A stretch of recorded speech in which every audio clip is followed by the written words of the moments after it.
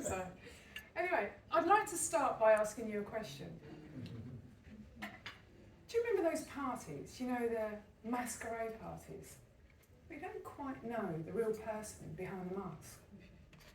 It can be quite exciting, curious, mysterious, fun even. Except, what happens if you have to wear that mask every single day? Let me take you back. It's December 2019, and I'm heading towards security in Schiphol Airport, Amsterdam. Now, I love it here. I've been coming to and fro from here for about 8 years for work. And it's so easy. You just scan your passport and you're through. And you see those stairs over there? I should take you really. But as always, she's just shot up the escalator, not a by a leaf for anybody else. Looks like I'll be following her, the escalator. And I have to say, my throat is really, really sore. And my chest is hurting me. I know why that is. It's that bloody interview. I mean, why on earth I was having an interview for a company that I've worked for over 23 years? It's beyond me. And you know the crazier thing? It was me that helped to organise this new organisation in the first place, which she was interviewing me for. And I have to tell you, it did not go well at all. In fact, I really need to get off of this escalator. My head is spinning. And why is she standing there looking at me? Why won't she move out of my way? With her dark brown eyes looking at me and a bob framing her round face. Her arms are crossed. Now Joyce, she's a bit like Dawn French from The Vicar of Dibley. And yet, unlike her smile really greets her eyes. And I don't want to hear what she's got to say. Oh, Keely, why did you keep doing this to yourself? What is wrong with you? You look like you're going to have an anxiety attack. When are you going to realise that you are not able to keep everybody happy? You're not responsible for your team's future. In fact, your team has said you're not responsible for their future.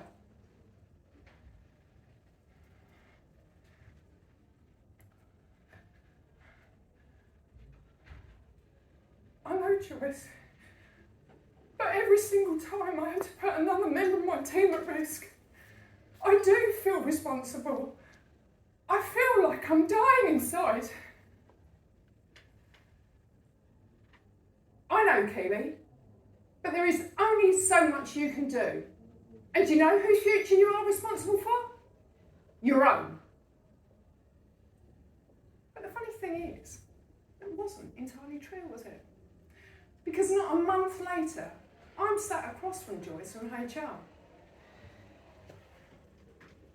Well then, Keely, it looks like you didn't take any, heed of what I had to say. But it doesn't matter now, does it really? Because I'm afraid you wasn't successful in your interview, and I'm afraid you've been put at risk. Just like that. And in that moment, my world came crashing around me.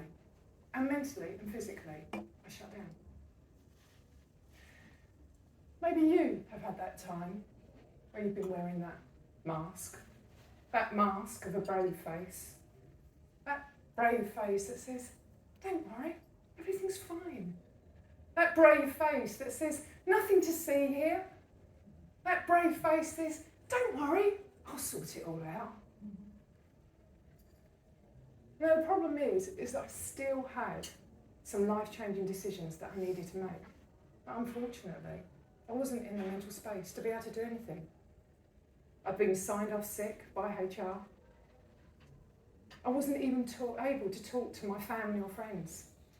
And COVID had struck, and I wasn't even able to speak to a therapist.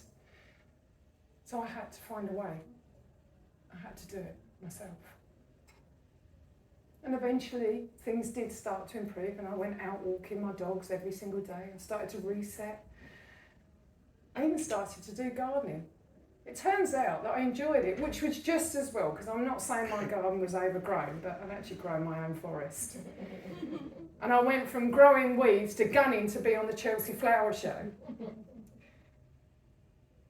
And eventually I did start to re-energise. And I started doing things like yoga and meditation. I started to listen to books by Simon Sinek about Find Your Why, or books about burnout and imposter syndrome. And I started to reflect on things. And do you know what? The words of Joyce did keep spiralling around in my head. And she was right. I had been trying to keep everybody happy. Not setting personal boundaries, volunteering for everything. But I didn't know why. And that was until a month later, and I'm in my garden, the sun is shining, the birds are singing, I'm on the sun lounger, I'm in my shorts and my t-shirt, got a gin and tonic in hand, it's only 6 o'clock, in the evening, and I'm reading yet another book, and it's all about people pleasing. And apparently, there's 4 reasons why there's people pleasers. Not that either. Nah, it smacks of that one. Oh yeah, there we have it. A fear of confrontation. Not rocking the boat. Always trying to keep the peace.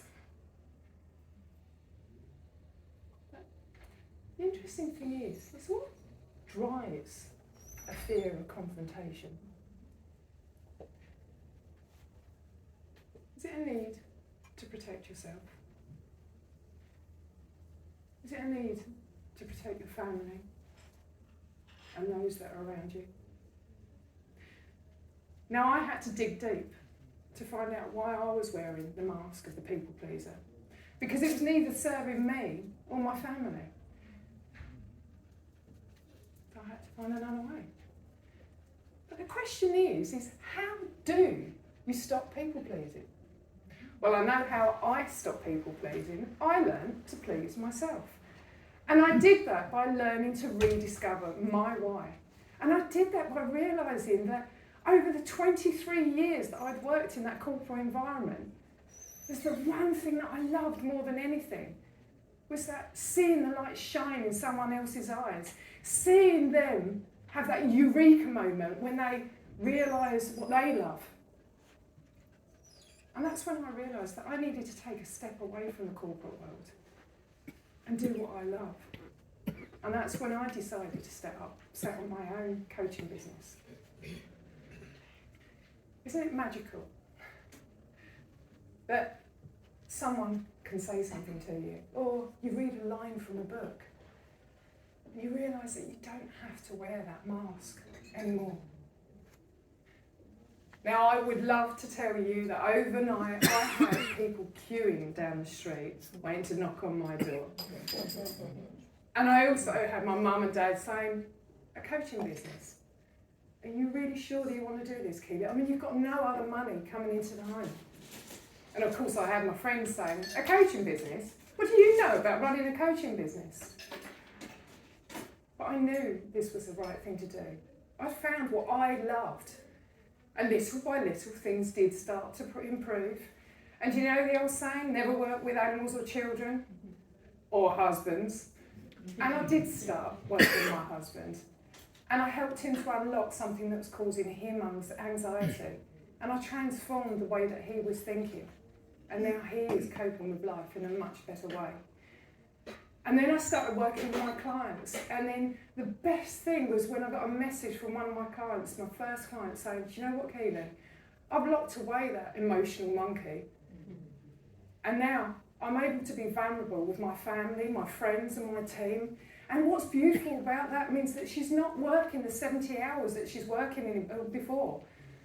Mentally and physically, she's healthy. She's sleeping at night. And where am I now? Well, this year I become a #1 best-selling author. I've I've been invited to speaking engagements in places like Northern Ireland and Cancun more recently this year. And on top of that, I've been voted in awards like the Santander's Mentoring Award for the Women's Leadership Programme.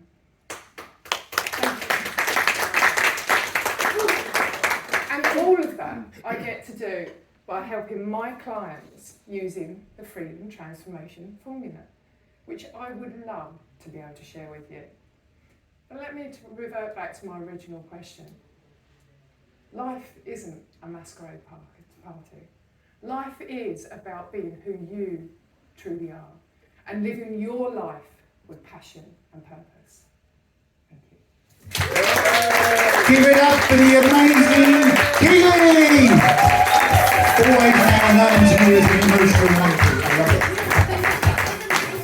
it. Seriously, what a fantastic example of a story that you can use inside, or we use inside our serve and sell presentation. So listen, just as we get the next speaker mic'd up,